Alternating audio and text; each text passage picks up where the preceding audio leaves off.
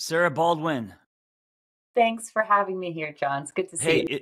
No association to Alec Baldwin, Stephen Baldwin, the other Baldwins? No, the piano Baldwin, the lock Baldwin. There's lots of locks, quality locks, but no, none of them are my relatives. Although I used to be an actor.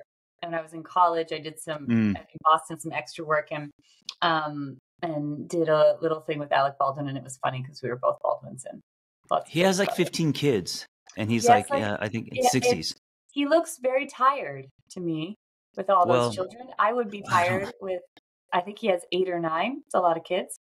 I don't know. It just doesn't make sense for this generation. I've never heard of such a thing. But I'm assuming he's well off, and I'm assuming he has a lot of help. So obviously, that's probably the way to do it. So I'm a big fan of your content. When I look at the stuff that you put out there, I think it's so valuable because it's razor sharp. Everything is through the lens of your nervous system, right? And your nervous system affects every part of your life. So it's not just, your relationship with self, but it's kind of, it can be the sun that all the other planets revolve around, and you're the type of person that I think crosses her T's, dots her I's. Everything is very perfect. I'm like tanning my tent in the sun and doing just all random crazy shit. I saw that and I thought it was amazing. So, your videos have a point. There is a lesson in every video, which I think makes it so powerful. And so thank you for being on this podcast. We're going to talk a lot about, obviously, the nervous system, but I'm a big fan of stories. I wanted to start with how you got here and how you were injected with this passion. For most people, they find their cape because it lines up with their story, Yeah. Well, first, just thank you for kind words. I really appreciate that. It means a lot. And I think that most people in our field in mental health, I'm making broad stroke statement here, but come to it because we understand it personally. And so for me, I have to try to say this succinctly. I have a complex trauma history. So I grew up in a home also with a lot of kids, 8 children. Wow. 8 kids, 1 mom, but 4 fathers. So not what you might think. And I grew up in a rural part of New Hampshire in poverty, like government food and not a lot of clothes, just not a lot of stuff.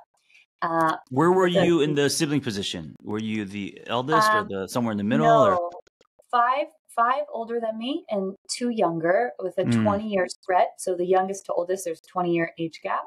Wow. And I'm from the result of an affair. So my mother had 5 children, and then had an affair with my biological father, who also had a family. My mom is a narcissist. I haven't talked to her in maybe 8 years or so, a long time.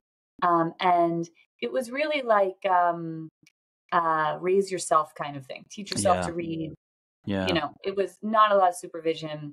My older siblings took it out on me, which I, of course, didn't understand as a kid, later understood because my mom didn't take responsibility for what, she had broken up their family.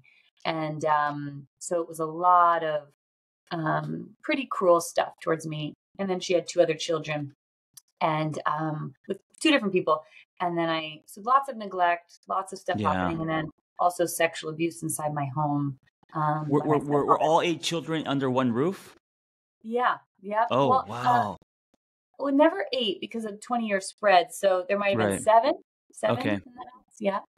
And then, so I was kind of like the youngest of the first group and then the oldest of the second. And I had, our nervous systems are so incredible. Mine really helped me first by dissociating so much that I actually didn't remember anything that happened to me. I had like inklings of things, but I really didn't remember anything until I was in safety, which, often happens later in my life when I went to college. One of the things I learned to do, so I dissociated totally from the experiences. And then I learned to be hypermobile. So I didn't get love at home, but I knew that if I was striving, then I could get love from teachers. And so I didn't have to be in my really dangerous house. So I just like joined every school was club. safe. Yeah, school was safe. That was like my only safe place, aside from like visiting family in the summer. And then I went to college, and a lot of stuff started to like bubble up pretty big. Can I ask you something? When things come back, when we suppress, when we disassociate as when we're younger, and then now in college things are starting to come back, what does that look like? Is it appearing kind of like dreamy, and you're not sure if this happened, that happened, or is it like memories just hitting you and hitting you and hitting you? Well, it can be either. For me, the way in our systems or psyches are so brilliant. I mean, I'm just saying this to everyone listening, that they know that it would be too much for us to be with all of that perpetually. So we find ways to put everything in boxes. Our psyche does that for us. Yeah. And so what it looked like for me, and again, it can look like either of those things.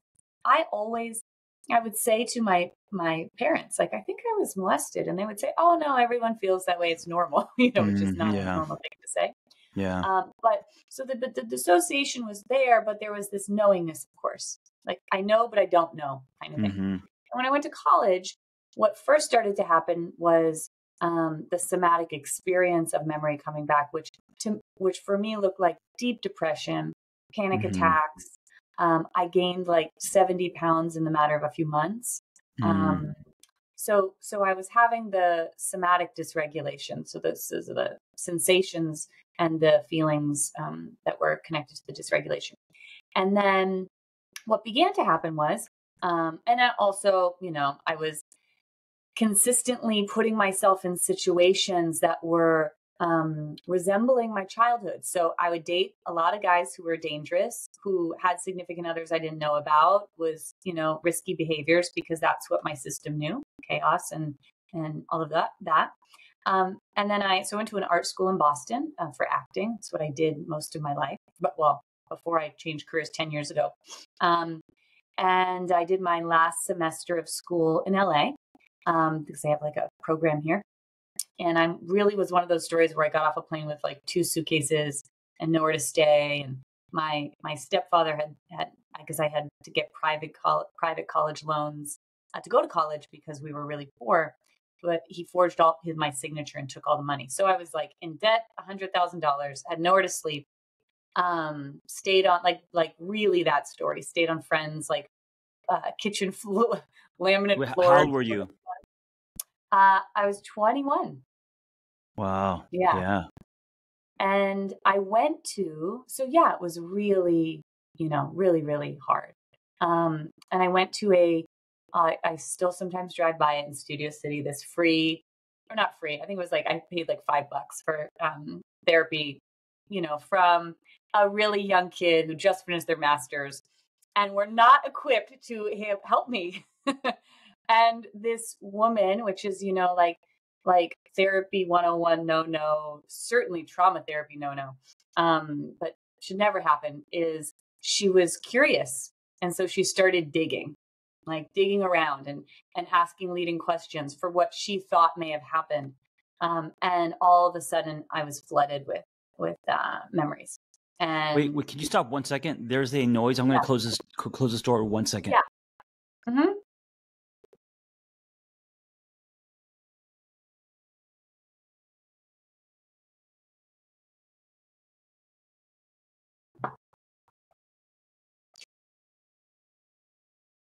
So this is a mistake many people, therapists, getting their hours. I'm sure I have made this mistake.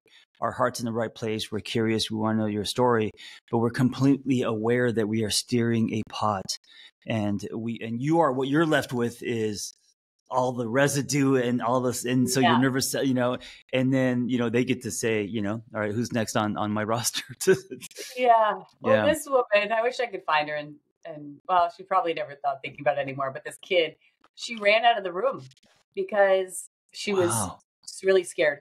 And like what did you do? Did you do something when it all came up? Why did she run? Yeah, I started dry heaving, and I think I threw up as well. So she was like, "Whoa, I don't know what just happened, and I don't know how to contain this." And so she like Wow. ran out of the room, and her supervisor came in, and but it was the beginning.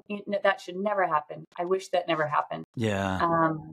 And then it began a 15-year journey of healing where I had to, you know, for me, it felt like there was no other choice because, it was either like not be here because the pain of it was too much, or Yeah. heal.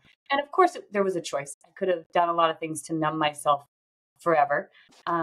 But it felt like there wasn't. So I really kind of devoted my life to it, and realized the importance of somatic work, because I was doing at first a lot of psychodynamic therapy, which of course has a benefit, but the somatic component for trauma resolution is completely necessary. And of course, there's lots of research on that. And I didn't know that. So I was like talking, but it didn't actually get rid of the shame I felt.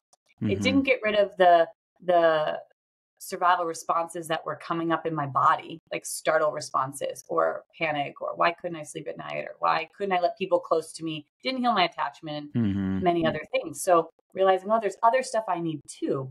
And then went down the journey of finding all that work, and then realizing, once I'll never forget the moment where I was sitting in someone's office, and a somatic practitioner, and it was the first time I actually felt fully in my body and present. And there was like tears streaming down my face. And I said, I will never forget how extraordinary the most ordinary moment can be when you can actually be safe to be alive. Like I'm alive. Wow. And it changed my life. Like and of course it wasn't like, and from then on I was totally regulated every moment, because none of us are ever. But it was like, wow, you can actually be this free. And then it changed the trajectory of my life in terms of what I do, because I just felt like I want everybody to be able to experience this. And then I went back to school and did lots of training for 8 or so years, and that leads me to where I am now. Can I ask you what happened in that room, or what kind of space was created for you to have that moment where you felt, this is the first time in my life I feel like I'm in my body and connected and grounded? Or was it just coincidence that like, no, what promoted that? It was a long time. I don't know. Once I found somatic work, it might have been a year or maybe a couple, I don't know, a while. I don't want to give people listening, like, because people ask me, like, how long does it take? Right. And it's different. It's dependent on your history. It's dependent on how often you're doing, what are you doing outside of sessions, blah, blah, blah. But anyway, it was a while of consistently learning how to teach my nervous system, essentially teach my nervous system that the past was over and I'm safe. And in terms of somatic experiencing work, the term that Peter Levine uses is teaching our nervous systems how to pendulate again. So to go from activation to deactivation, which our systems naturally know how to do, but when we experience trauma, they forget how to do that. And they get stuck in what he calls like the trauma vortice, or our systems not knowing the past is over. So for consistently getting into my body, slowly, in a titrated, so a little bit at a time way, and then seeing, can I be with this very small amount of activation? And then can I do things to help it to discharge, or that means leave your body, which taught my nervous system how to pendulate, and changed my vagal tone, which essentially means how you experience your nervous system, whether you're regulated or not. And so it was enough of like all this work to get to this peak of in a mountain range, of course. There's not just one mountain, like on the top of this mountain. Now my nervous system knows how to be in regulation. Like it knows that that's safe now. And I like to just say that for everybody listening, because I used to think it was a mystical process that maybe only worked for some people who were really, really lucky, or they must have just been like less broken than me, because I thought I was so broken. And what I love about neuroscience and somatic work is it actually tells us that our autonomic nervous system is malleable and shapeable. It's pliable. And that means we can change what's called our vagal tone, or how we experience our nervous system. And it's literally just like reps at the gym. And of course, I'm simplifying something that's exquisitely complex. But when we do consistent neural exercises, or things that regulate our nervous system that don't move the needle to like you feel terrible to you feel amazing. Like I'm in Hawaii, but I feel, oh, I took a deeper breath. Oh, I still feel anxious, but I took a deeper breath. Or I still feel apathetic, but I'm slightly more present in my body, a little less numb. That is the result of, or a clue that we literally just talk to our nervous system. And if we can do consistent neural exercises like that, like it's like a rep at the gym, again and again and again, all of a sudden you wake up and like, oh, I'm not having panic attacks anymore. Or, whoa, I can feel the sun on my face. Like, holy shit, I'm here. Like, I'm really here. So for me, that's what it was. The consistent, seemingly small shifts that they add up to freedom. They add up to regulation. I love that you used the word pendulum, because it is not a light switch. So we're talking about a life practice, right? We're talking about a way of living. It's not something you do over the weekend and then you're suddenly cured. And I think this is what we forget, because life happens, and we get into relationships and we get busy with work, and we forget about our nervous system. We forget about our practices, and suddenly we're having panic attacks and all of this. Let me ask you, so what do you do, or anyone listening who, they're nodding their heads, they're like, yes, I feel that way.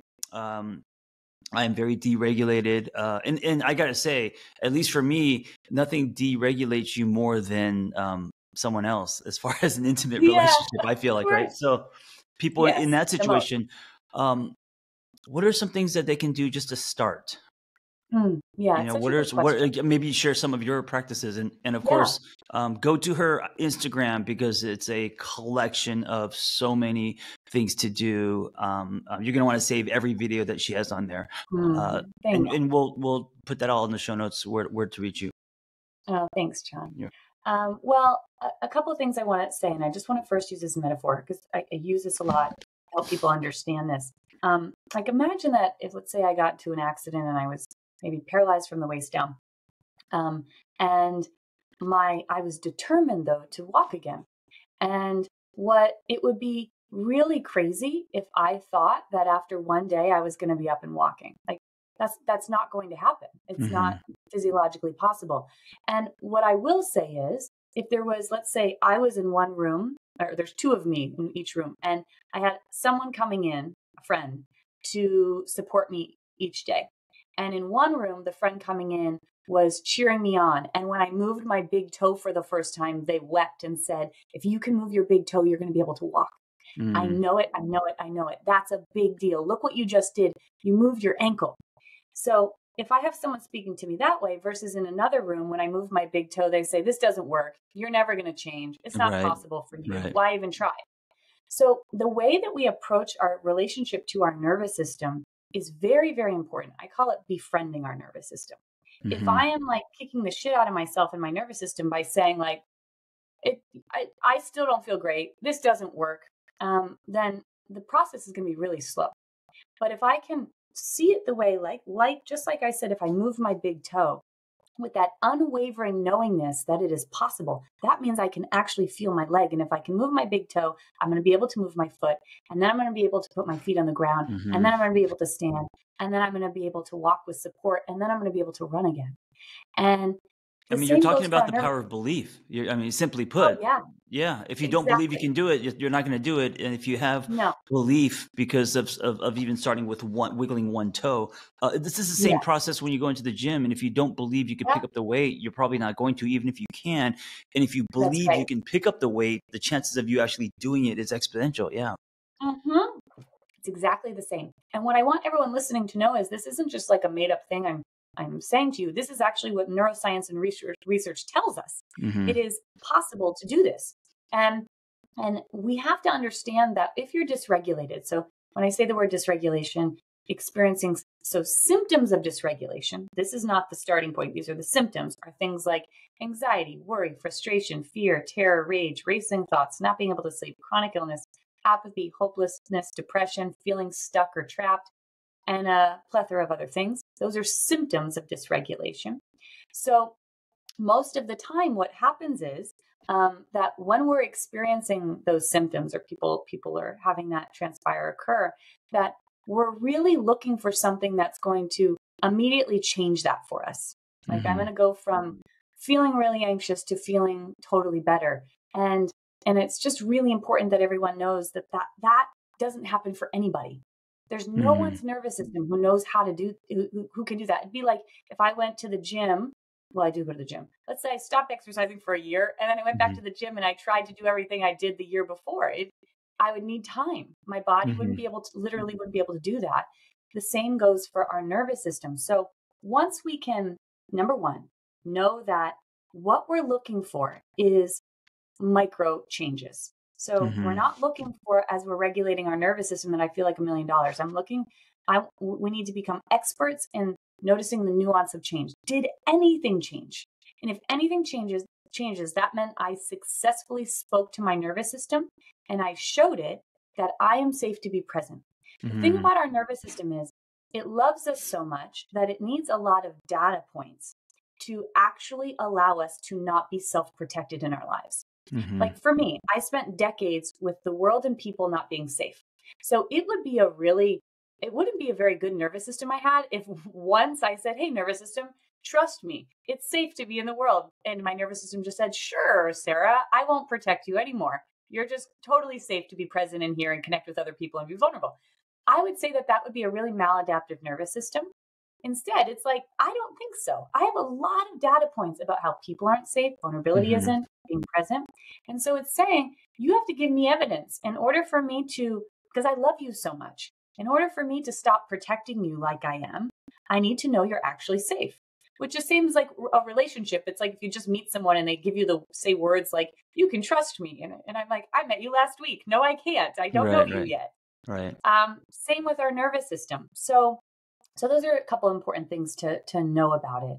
And then what we're looking for is really consistent neural exercises. So a neural exercise is just like a rep at the gym. Like if I was doing a deadlift, I did 1 rep. That's like a neural exercise for my nervous system. I do 1 experience of regulating. So when I'm working with people, and this is what I do every day in my life, is we pick a amount of times a day that I'm going to do something that regulates my nervous system. So you could start with 5, you could start with 10, you could start with 20. And these aren't like take 2 hours to do this yoga nidra. It's literally anything at all that supports you to feel more present and here. And just want to give a caveat for people, that is not something that helps you to numb or cover up dysregulation. Because people might be like, oh, scrolling Instagram. If you scroll Instagram and 25 minutes goes by and you think it's 3 minutes, that is not a regulating tool. That is something you're doing to numb. It can be regulating if you're deeply engaged to what you're experiencing. Let's give some examples. So I like to simplify it and say whatever is connecting to self instead of disconnecting, right? What is expanding you instead of constricting you? And yes, something like Instagram, where you're just scrolling. It may feel good because you are getting chemicals, right? But in a way, it's disconnecting you with you. So what are some actual things in real life that does regulate your nervous system? Yeah. So our nervous system is subcortical, so below our brains, and lives in our body where verbal language does not reach. So you can only use verbal language to regulate if you are mildly dysregulated because your prefrontal cortex is still working. If we are more than mildly dysregulated, it will not help. People listening know that when you're you're like, I feel socially anxious. I hope I don't have a panic attack. You're like, don't have a panic attack. Do not have a panic attack. And you do have a panic attack because it doesn't work to talk your way out of it. Instead, we want to use, there's lots of therapeutic tools, use our bodies. So I'll give a few examples of therapeutic tools and then things that everybody has in their own life that can support us. So the first is vibration is a powerful way to regulate your nervous system. Our autonomic nervous system has nerve endings that actually touch every organ system in our body. They constrict around our organs when we're dysregulated. If we can use vibration, it actually helps to release those nerve endings, communicating or signaling up to our brain. And 80% of information goes from our body to our brain. So we want to switch what's happening in our body, that we're safe. So a sound that Peter Levine I use a lot, but comes from his body of work is the vibrational sound VOO, VOO. When we make sounds, it's very important that we want to see if we can send them to our lower viscera or our stomach space instead of, for example, I could make this sound that's all up in my nasal passage like this. Moo, it's all up here. And when I send it up here, that's where my ventral vagal complex, or my part of my nervous system that brings regulation, is. But I actually want that vibration to go to where I'm dysregulated. Because if it can go to where I'm dysregulated, it releases the nerve endings that we want to be talking to. So instead, making a sound that's in a low register in our voice and sending it to our diaphragm or our gut region, sounding more like something like this. So you can even go deeper, drop octaves.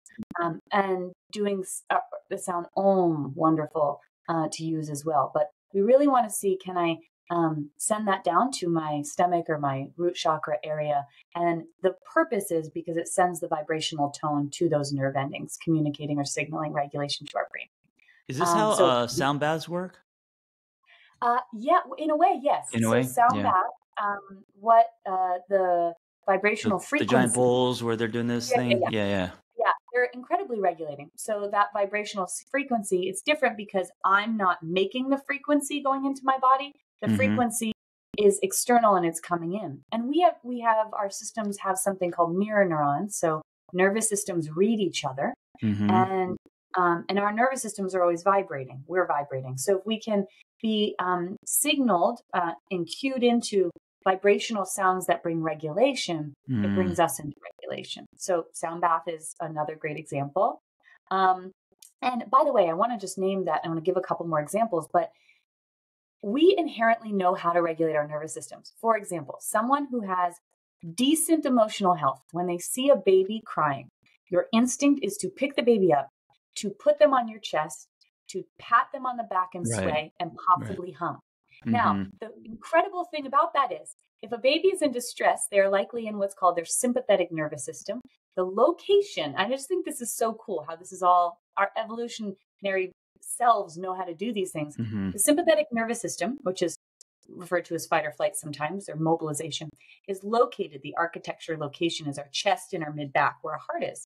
Now, isn't it cool that we have the impulse to pick a baby up, put them on our chest, and then tap them on their back where the sympathetic system is located, and hum, which is a vibrational tone, all of which creates regulation in our nervous system. So if people are like, I don't know how to do this, I just want you to know your system actually really does know how. It's coming back into this knowingness. So vibrational sound is very helpful. Swaying, wonderfully helpful. When we are swaying by yourself like this, kind of like swaying. Oh, interesting. Swings. Swaying is going on a swing is incredibly regulating for our nervous systems. That bilateral movement supports our systems to come into regulation. So swaying is a very powerful regulating tool. And the way that I describe this is when you're going to approach swaying, for example, not manipulating your body, but letting your body sway the way it wants to. So imagine one of my intuitive friends calls our bodies earth suits. Imagine you just got this earth suit and you're letting it do its thing. Not like, oh, I think this is how a person should sway, but instead, how does my body want to move? Another incredibly regulating tool is shaking. Now, when I say that, people often just think like, oh, like this, like move your hands. No, shaking when I say shaking, we want to again let our bodies support the movement, which will look different based on where you are in your nervous system. It might be slow, it might be fast. And we want to feel it from the inside first. I often say, feel it in your tailbone and let the energy in your tailbone begin to move from the inside. And that movement starting in the inside, coming out, will always be appropriate to what your nervous system needs. And so that's incredibly regulating. Bilateral tapping is really regulating for our nervous systems. Cross-lateral movements. So if we can bend, like my right side of my body to the left side of my body, or turning, twisting, are really regulating things for our nervous system. Breath work is very regulating for our nervous system. Yeah. With one caveat that I want to say is that it's very nuanced. So breath work, just like everything, can be wonderful, but isn't for everyone. at a certain time in their nervous system's abilities, or what's called their vagal tone, the shape of their nervous system. So when we're doing breath work, we are actually evoking a stress response in the breath work that people think about, like a breath work class. Now, if my nervous system does not yet have the ability to go into a stress response and come out of the stress response, then what happens is people will do breath work and they'll have a emotional release, but their nervous system will actually go down into dorsal. So there's a hierarchy or order of our nervous system, and they'll go from, so for example, I'll let this release out, but my nervous system doesn't have the ability yet to pop itself out into regulation. And instead they end the breathwork class feeling slightly out of it, like a little fuzzy, little not quite here. And that's just a clue that this isn't the supportive thing for you right now. And I just like to name that, because I don't think there's enough people chatting about that component of it, that if someone's nervous system doesn't have the ability to pendulate itself quite yet, that can happen. And so if that's true, that will certainly change with the more we regulate our nervous systems. But what I like to introduce instead is, if you're in your sympathetic nervous system, doing breathing cycles that support regulation in a more gentle way, like a simple breathing structure is a 4-7-8 breath. So shorter inhalations, longer exhalations is what we want to do if we are in that state of fight or flight or mobilization. So inhaling for 4, holding your breath for 7, and then exhale through your mouth for 8, like kind of like you're blowing out a candle. So not just like we want to like that. Your dog's doing it. Your dog's regulating. Our dog is regulating. I'm going to let him out because someone just came to my house. Of course. Sorry.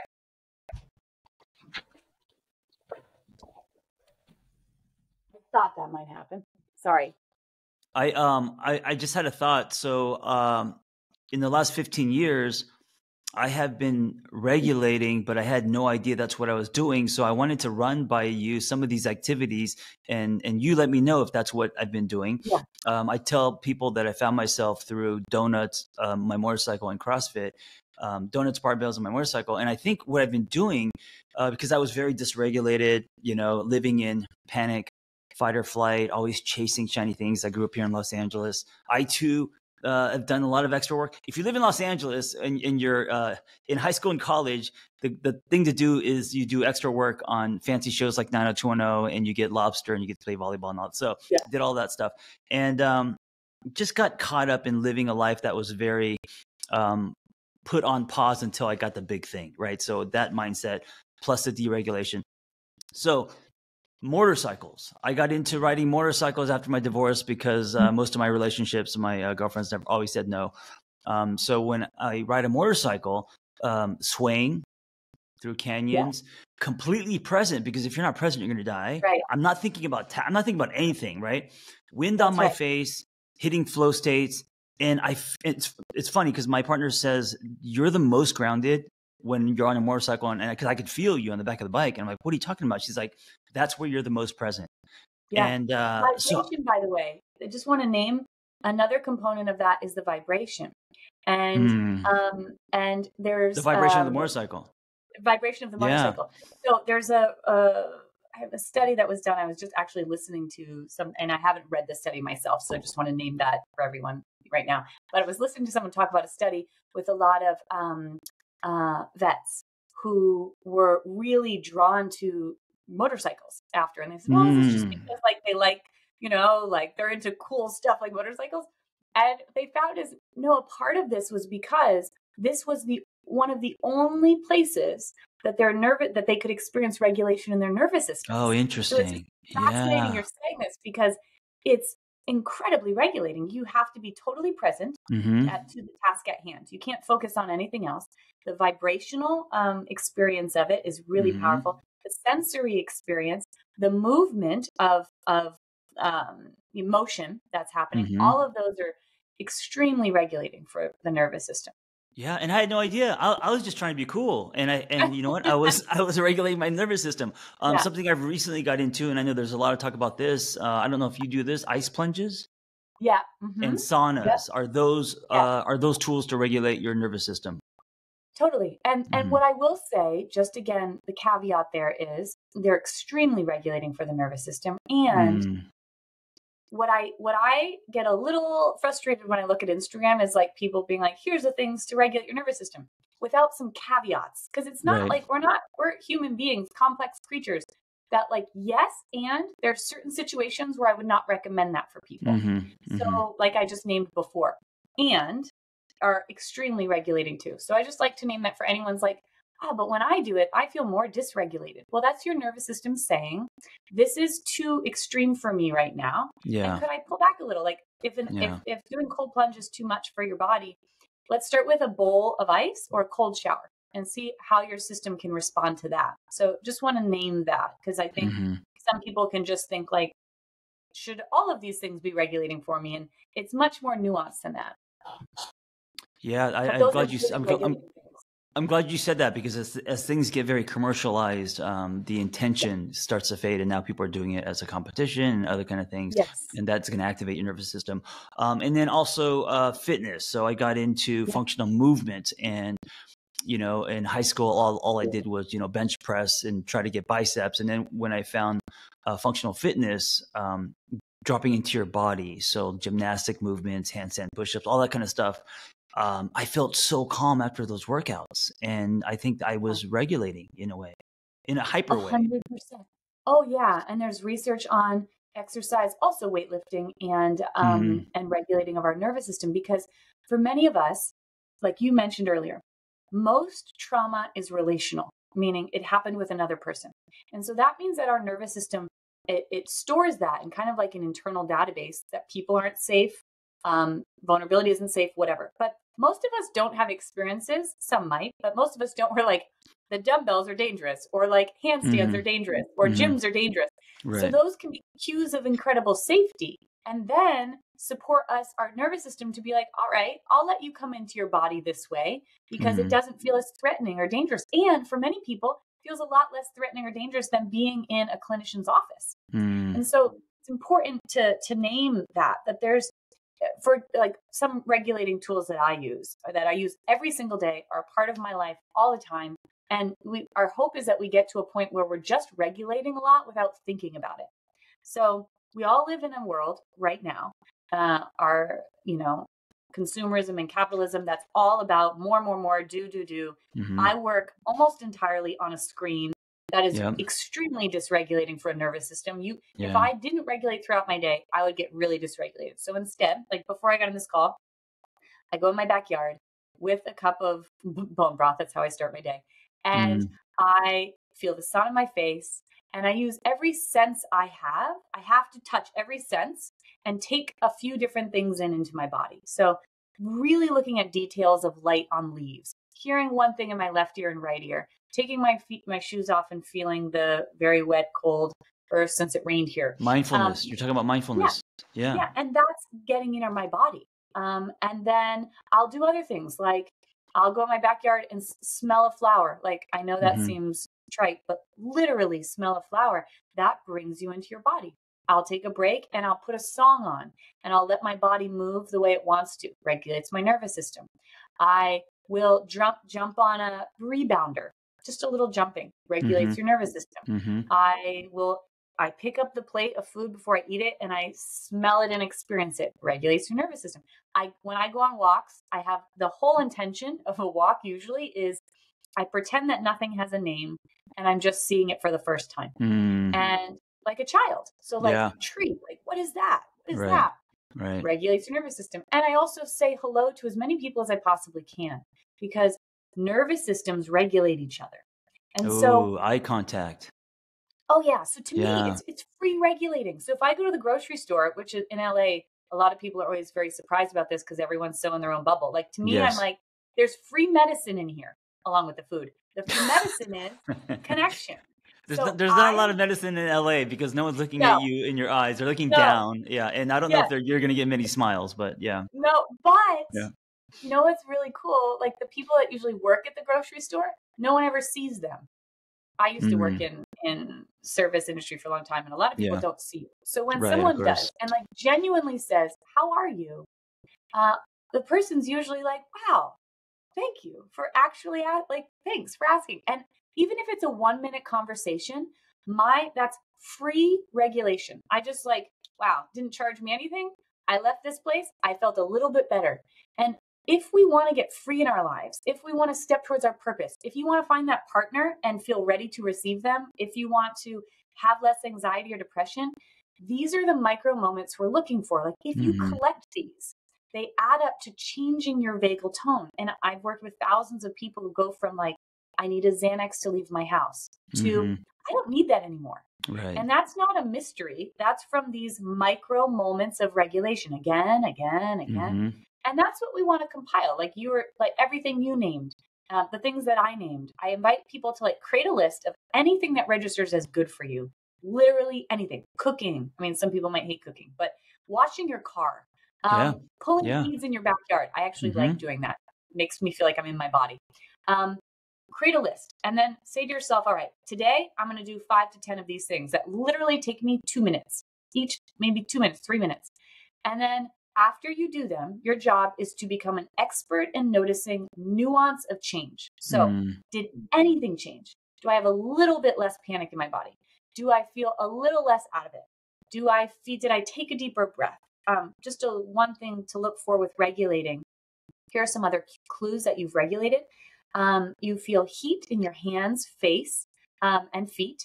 You yawn because more oxygen is going to your brain. You burp, have gurgling in your stomach, or you pass gas, which is always weird. With working with somatic people, they'll like congratulate you when you fart, and you're like, that's super weird because your GI tract is turning on. Being able to you're regulating your nervous system, but you're losing some friends. But anyway, go ahead. And you're losing friends at the same time. I guess it depends on what your friends are into. And maybe they're not really your friends if you're going to lose them because you're passing gas. Exactly. Yeah. If your friend congratulates you when you pass gas, you know they're real. That's a true friend. Exactly. True friend. So if you're having a lot of energy in your body, anxiety, worry, frustration, that's your sympathetic system. When you regulate, what we're looking for is a little less energy. So I'm a little bit more calm. If you feel shut down, apathetic, hopeless, depressed, in a funk, when you regulate, we're looking for a little more energy. So I'm not so out of it. I'm a little bit more energized in here. And even if it changes 5%, you literally just talk to your nervous system and you gain control over it. If you can do that for 5 seconds, you can do it for 10 and then 20 and 30. And that becomes a life predominantly lived in regulation. But what most people do is they want to regulate when the house is on fire. Like things are messed up in my relationship. What do I do to regulate? And if we only look for these things when we're highly dysregulated, it's not going to work. We have to do consistent regulation. I love this wonderful reminder that we're talking about today. And I love how practical it is because it doesn't cost money. You don't have to go on a fancy retreat to Bali. You don't need we're talking about lifestyle changes, right? I mean, it's literally like saying drink more water, right? We're talking about little things you can do daily to build up something that is cumulative. And the fitness thing is such a great example because you don't just go into the gym and try to deadlift 500 pounds. You're going to hurt yourself. But starting with 10 pounds and then 20 and building up that way of living stretched over time is what's going to the practice of that is what's going to ground you and calm your nervous system.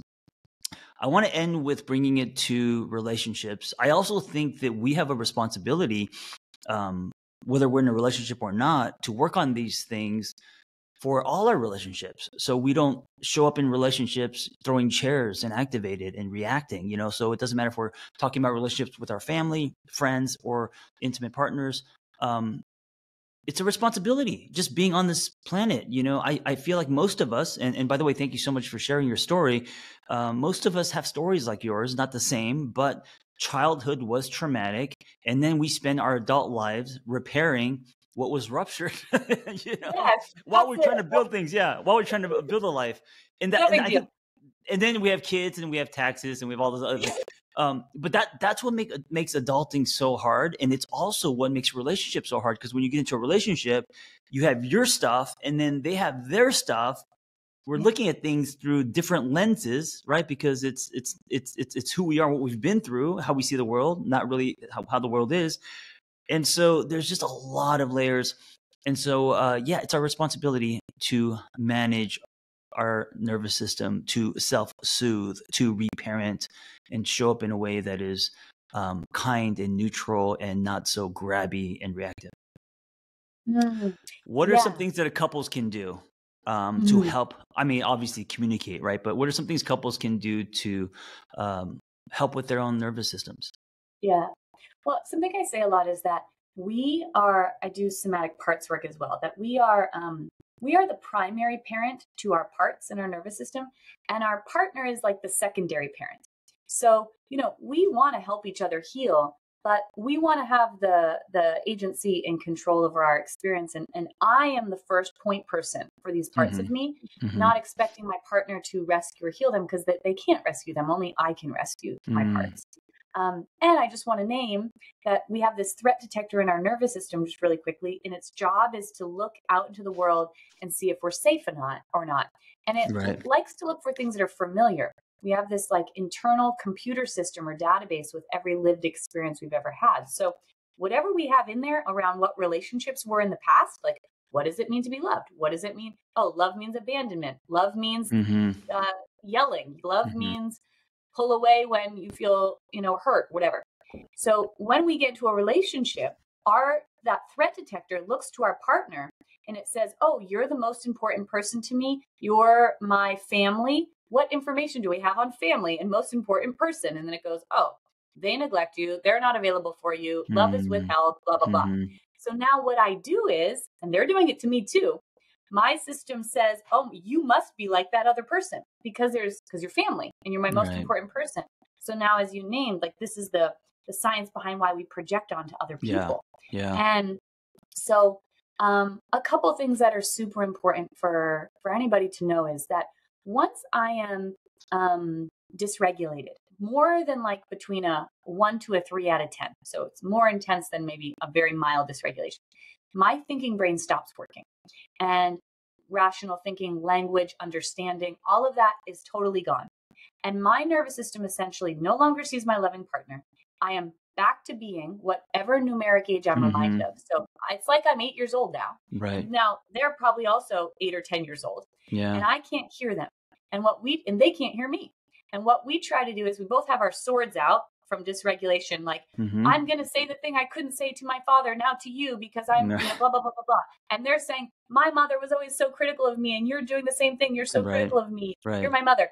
And we can't hear each other. And a small argument goes to an extreme argument because we keep trying to battle each other. So like 101 of nervous system relational dynamic is first, number one, understanding your nervous system so that we can see and have a rule in our relationship. Once either or both of us are more than a 1 to a 3 dysregulated. So I'm like pretty dysregulated in this moment. We must pause this conversation and we must both go do something to regulate. And I don't suggest you point a finger and say, hey, you're really dysregulated. Why don't you go do something to regulate? But instead, like, hey, you can come up with a code word you use or a sentence that you say, like, it seems like we've left regulation. So let's pause and each go do something to regulate. And once we're both feeling more present, let's come back to this. And so that doesn't mean for any avoidant person listening that's like, yes, cool, let's never talk about it. It doesn't mean go away and do nothing. It means your job is to go for a ride on the motorcycle or to put your feet in the ground and feel the earth or touch a tree or go for a walk or do some yoga or whatever it is that's going to support you to feel more present. And then once my thinking brain is back online, now we can come back and repair. Yeah. You cannot repair when you're both highly dysregulated. It's just physiologically not possible because your nervous systems are seeing each other as enemies. I'm going to add also, because what Sarah's talking about is the nervous system being foundational. That's the soil. That's where you begin. Yeah. It may not be a fair fight without it, but also in the bedroom, Oh, yeah. with intimacy. If we skip this step, it could just be a lot of physical, people being disconnected, kind of going through the motions of it. And, and I don't want to generalize, but, I grew up in locker rooms. I grew up with, exposed to pornography and a lot of things where it's disconnecting you with your partner in the bedroom instead of connecting you. And so the reset would be starting with regulation, nervous system. Are you guys connecting on that way first, Oh, 100. Thank you for naming that. Cause I think, I'm very, very much about sexual liberation for all of us. And there should be no shame about our sexuality in any way. And just a personal antidote here. I was divorced. I am divorced and have been divorced 3 years ago, and recently decided I think I want to start dating again. And what I find is so fascinating as someone entering the dating world after like 16 years is a very different world today, by the way, dating than 16 years ago. Different world, John. Holy cow. Wow. No one's walking up to you asking for your phone number. No one's walking their car. I wish it was that way. Yeah. I wish it was. That's how it was for me back in the day. Yeah, me too. Before I got married.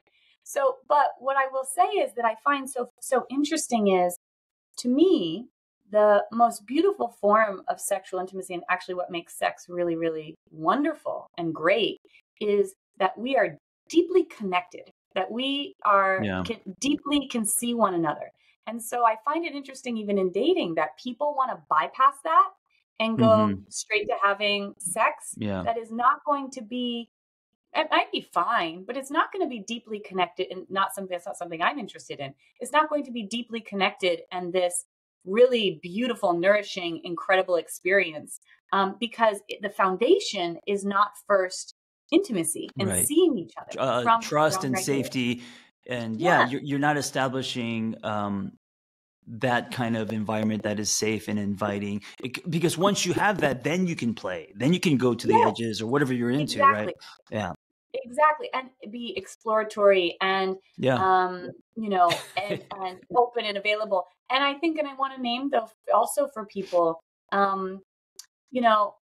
especially as someone like me who, I have a sexual abuse history, like lots of women and people, is the more that you actually take advocacy and agency over this part of your life and say, like, it's okay to say, I need to go slower. It's okay to say, I want to build this intimacy and safety first. Then, like all relationships, but also sexually, it becomes this beautiful healing possibility for us. Right. That our nervous systems get to see, oh my gosh, it gets to be different. I get to say, oh, I don't like that, or I do like that. Or I could stop this at any point and the other person celebrates that and does not say or shame me for it. Or, all the things that we didn't get to experience can happen now in a beautiful, liberated way. Sarah, you just opened the can of a whole different episode, but something I'm super passionate about. You're talking about the relationship or intimacy container being used as a therapeutic tool, as a healing experience. And, I in the bedroom, edges, a little kink, whatever, a little tied up, that kind of stuff. And that now is actually being used, as long as it's safe, for people who have been sexually abused younger, to kind of give themselves a corrective experience, a safe experience, doing those things. That is actually, it's amazing. So like, being tied up or whatever you're into, but in a way that is connecting and grounding, not in a way where you are disassociating, I guess, right? 100%. Or perhaps being the person that is facilitating tying up your partner. That might be a really empowering, beautiful thing for you. Right. So, and with the, and that can only happen if we both have deep levels of safety and intimacy and connection. And I think that our culture, and I'm really like making myself sound like such an old person right now, but our culture that wants fast, quick hits, uses sexuality as a way, actually as a coping strategy to numb things. And so like, if I have sex, I don't have to, like, quickly on like the second date or whatever, really fast. It numbs this loneliness I feel, or it makes me feel like I might be loved. And it's not actually coming from a place of maybe our highest truth or choice. It's coming from a place of survival, or it's coming from a place of dysregulation. And I think that that's become culturally the norm, kind of like happy hour. What is happy hour? $6 to numb your nervous system. Like that's what it is. You worked really hard. You're so dysregulated. Come for $5 and you can do something that's going to numb you. And then we consider this like socially acceptable. And I think the same happens with like jumping straight to sex without safety. It's without safety, similar thing. Sure, I could see that.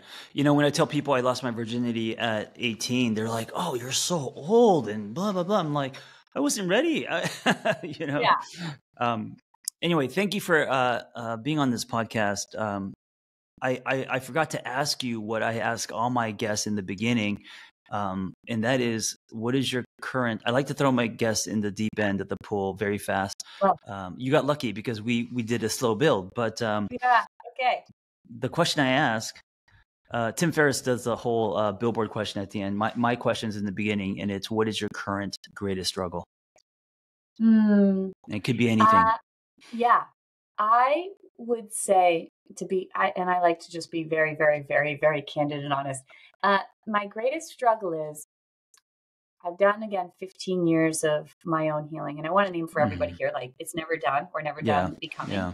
But there's this last maybe like 2 or 3%. And sometimes when we get to this last bit, it can feel the most extreme, like, because we have the capacity to hold it.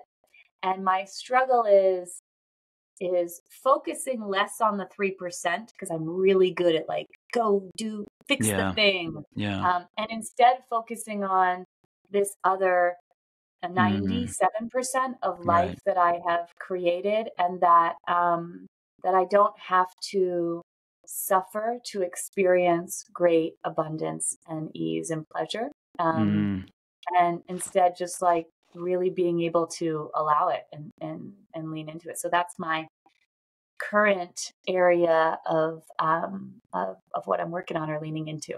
Yeah. And so relatable. I also on purpose don't respond or don't say anything to fix or give advice. I like people to express their current greatest struggle and leave it there, So thank you for sharing that. The final thing before we go is, what do you think the title of this episode? I like to actually come up with a title with my guest in real time. And as you're saying this, I'm going to type it in, and it will be the title of this episode. I've come up with some really ridiculous titles, fun, but of course this can be anything. So I don't know. Obviously, we talked about nervous systems, the practice. Well, we talked a lot about the road to regulation. That's good. The road to regulation with Sarah. Okay. Is that good? Is that okay? Yeah. I mean, I don't know. I love that. It's the first idea. Okay. Great. Sounds like a book. Yeah, it does sound like a book. Maybe that's what my book will end up being instead of You Make Sense, The Road to Regulation. Or it could be You Make Sense, and then on the bottom of the road. Yeah, and I'll just have a little thank you inside to you. All right. Now, where can we find you? I do lots of teaching, free resources, and lots of other things on Instagram. The handle is Sarah B Coaching, or you can go to sarahbaldwincoaching.com. And that's Sarah with an H. Sarah with an H, yeah. Yes. Well, thank you for everyone for listening. Go check out her page. She gives you tons of content and such. A Snickers bar packed, like nuts, nougat, caramel. It's all in those little Instagram squares. So go check that out. And thank you so much for being on my podcast, Sarah. Thanks, John.